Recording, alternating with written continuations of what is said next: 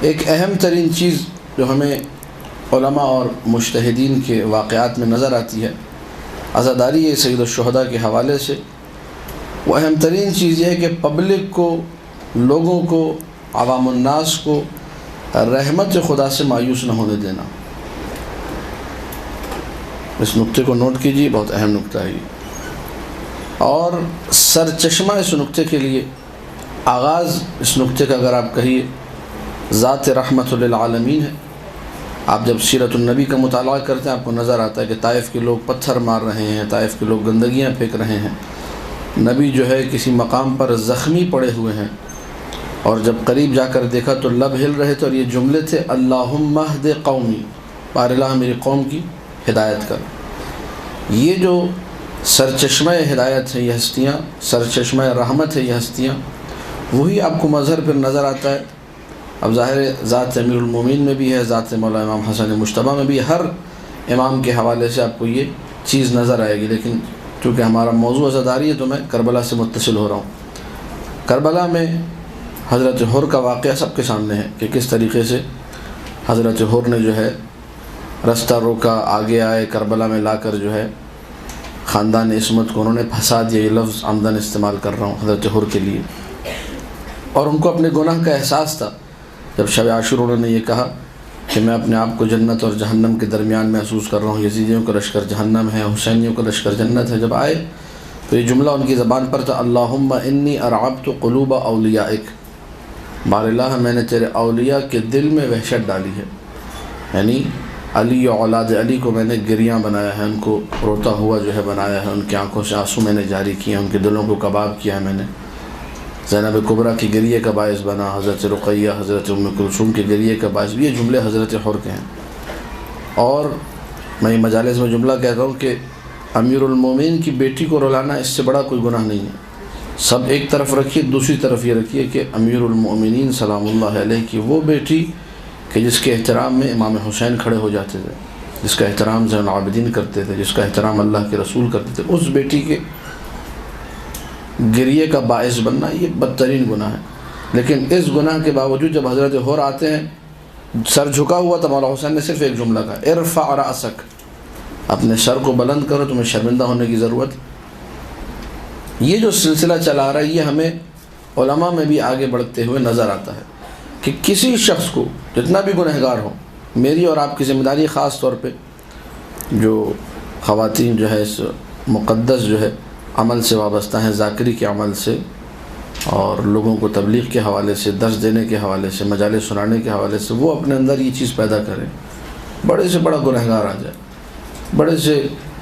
بڑے جو ہے نا لوگ ایسے آ جائے آپ کے سامنے جن کے بارے میں کو معلوم ہے کہ ان کا دین سے کسی قسم کا کوئی تعلق نہیں ہے، لیکن آپ کی شرعی ذمہ داری ہے کہ آپ ان کو رحمت خدا سے مایوس۔ امیر المومنین علی بن ابی طالب صلوات اللہ وسلم علیہ، اللہم صلی علی محمد و آل محمد۔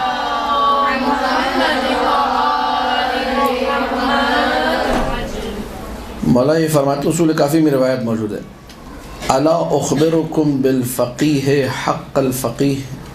کیا تمہیں خبر نہ دوں اس شخص کے بارے میں جو واقعاً فقیہ ہے۔ حق یہ ہے کہ اس کو فقیہ کا نام دیا جائے، حقیقت میں یہ فقیہ ہے۔ یہ تعبیر امیر المومنین سلام اللہ علیہ کی، فقیہ کسے کہتے ہیں؟ حقیقت میں فقیہ کا عنوان کس کے لیے جچتا ہے، کس پہ اچھا لگتا ہے؟ پہلا جملہ جو مولانا کا وہ یہی ہے جو میرے آج کے اس ٹکڑے سے مربوط ہے، کہا من لم یقنط الناس من رحمت اللہ، فقیہ وہ ہے جو لوگوں کو رحمت خدا سے مایوس نہ کرے۔ میرے اور آپ کے اندر یہ جذبہ ہونا چاہیے، کوئی بھی آ رہا ہے مجلس میں گناہگار سے گناہگار، تو مجلس تو ہے ہی گناہگاروں کی تربیت کے لیے، گناہگاروں کو جو ہے امام حسین کے عشق میں پروان چڑھا کر، آگے بڑھا کر ان کو راہ راست پر لانے کے لیے۔ تو انسان کسی کے بارے میں غلط سوچ نہ رکھے، بڑے سے بڑا گناہگار ہو، آئے فرش اعضاء پر آئے بیٹھے تاکہ متصل ہو جائے آل محمد سے۔ جو میں نے پچھلی مجلس میں بھی جملہ کہا تھا کہ مقصد عزاداری صرف ایک چیز ہے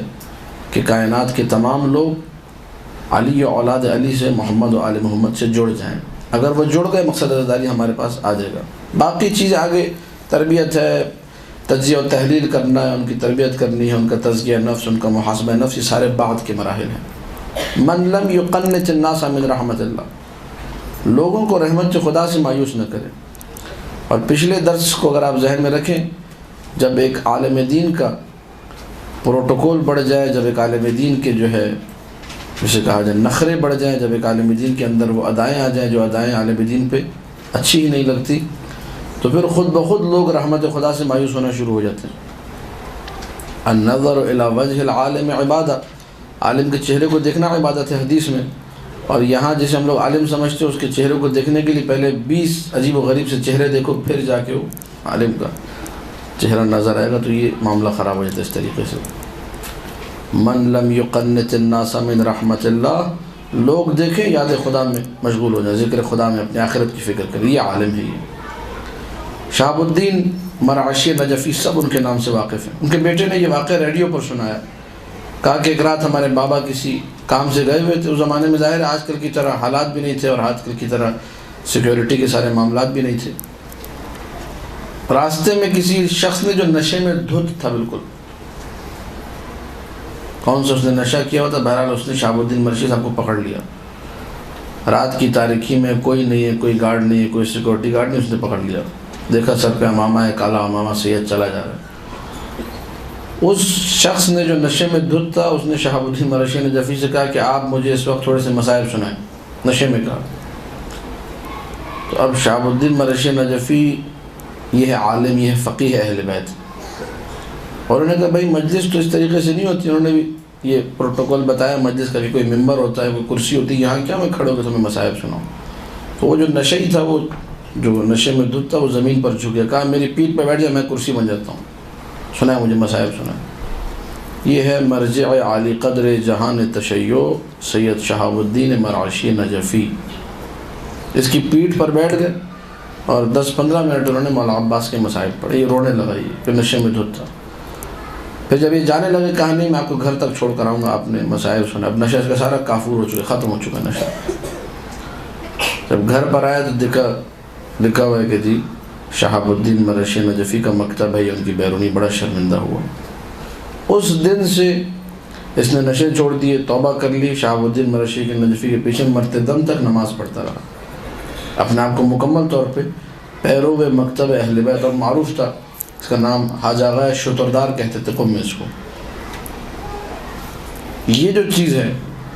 یہ انتہائی تواضع ہے، یہ میں سنا رہا ہوں، شاید میرے لیے بھی اور بہت سو کے لیے پاسبل نہ ہو،